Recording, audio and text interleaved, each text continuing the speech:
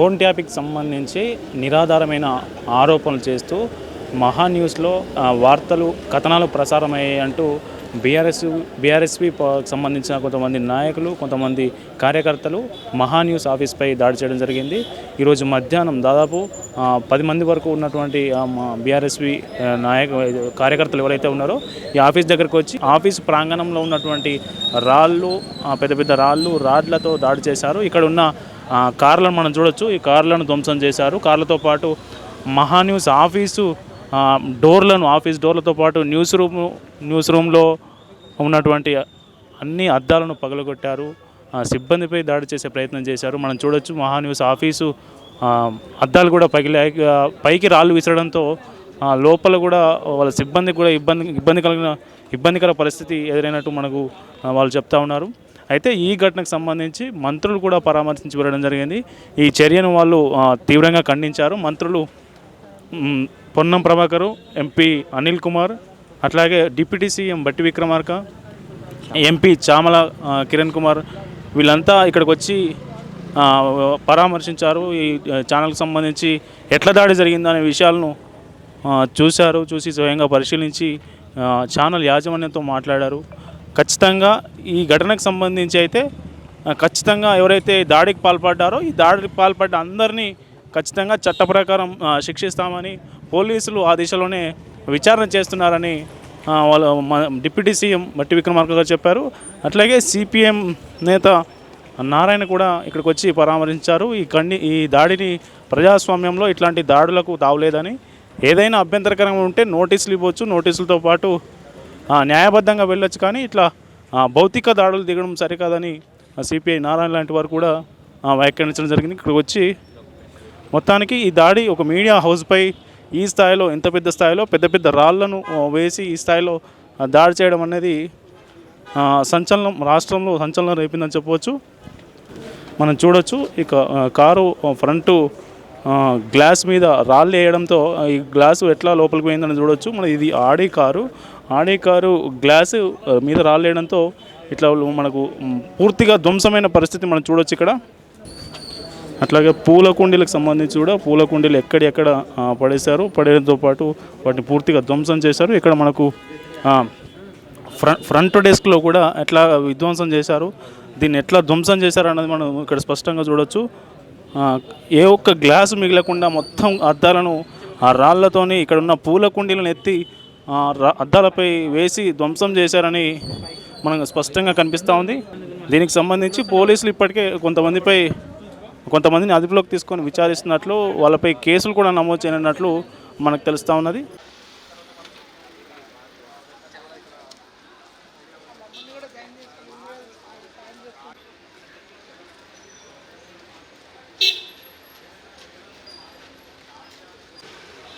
ఎందుకు మీరు మహేందర్ రెడ్డి గారికి నోటీసులు ఇవ్వడం?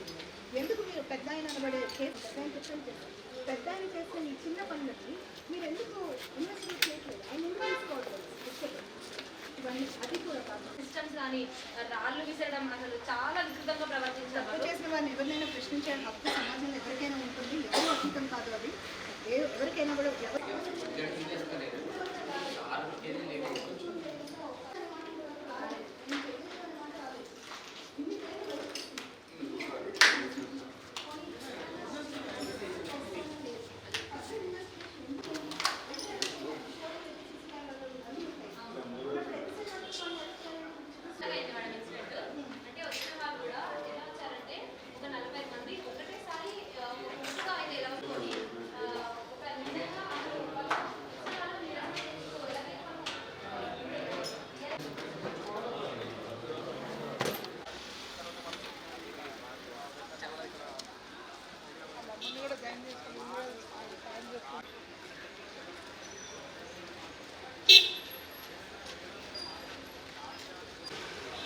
ఎందుకు మీరు మహేందర్ రెడ్డి గారికి నోటీసులు ఇవ్వడం?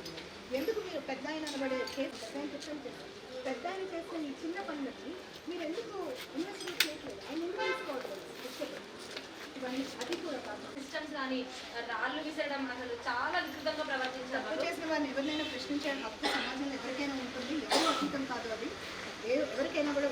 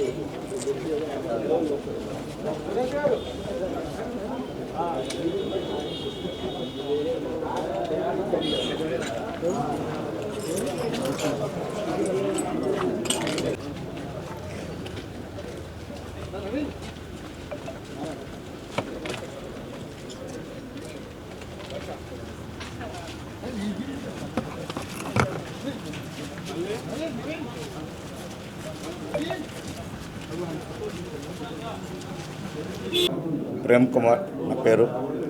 నేను కుక్కడపల్లి కాన్స్టిట్యున్సీలో ఎమ్మెల్యేగా కంటెస్ట్ చేశాను జనసేన పార్టీ తరఫున.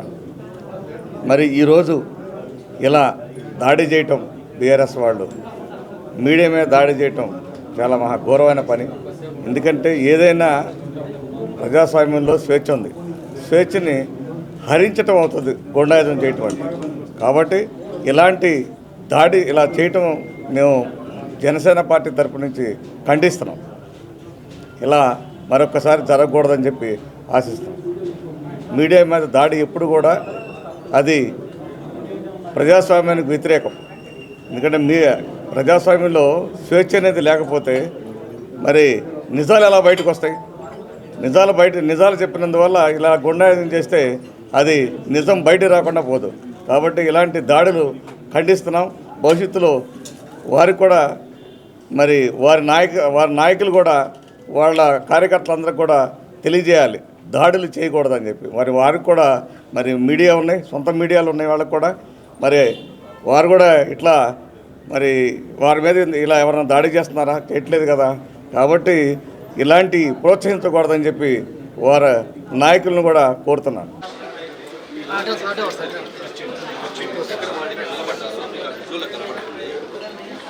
చూడండి, అవి పగలగొట్టే క్రమంలో రక్తం ఇదంతా కూడా వీళ్ళు ఇటువైపు నుంచి అవి తీసుకొని పెద్ద మెరవ ఉంది, దాన్ని పగలగొట్టారు. ఆ పగలగొట్టే టైంలో వాళ్ళల్లో ఒకరికి ఈ తగిలి బ్లడ్ కూడా అయింది. ఇటు పక్క నుంచేమో మా వాళ్ళు దీన్ని ఆపుతున్నారు, అటు పక్క నుంచేమో ఆపుతున్నారు. ఇది ఆపే క్రమంలో బ్లడ్ వాళ్ళది వాళ్ళు పుష్ చేస్తున్నారు, పెట్టారు. మా వాళ్ళకి ఇటువైపు వాళ్ళకి మా వాళ్ళకి పెరిగింది, మా వాళ్ళకి రక్తం వచ్చింది ఇటువైపు. ఇదేమో ఇటు వాళ్ళ వైపు. ఇక్కడ 5 నిమిషాలు 4 నిమిషాల పాటు వాళ్ళ కింద ఉండటం వల్ల కొనటానికి పగలగొట్టారు. వీళ్ళని ఎక్కువ మంది పై నుంచి ఇటు ఫోర్స్గా ఆపుతున్నారు, స్పేస్ ఉంది కాబట్టి. ఎక్కడ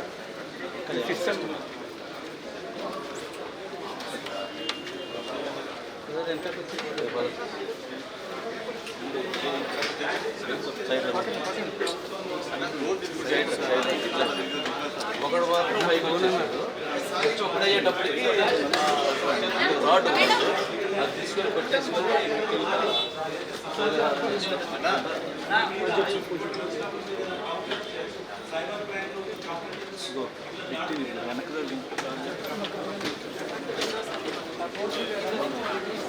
మొత్తం వెళ్ళిపోయింది సార్. ఏం లేదు సార్, రాడ్ ఇదంతా ఎంప్లాయీస్.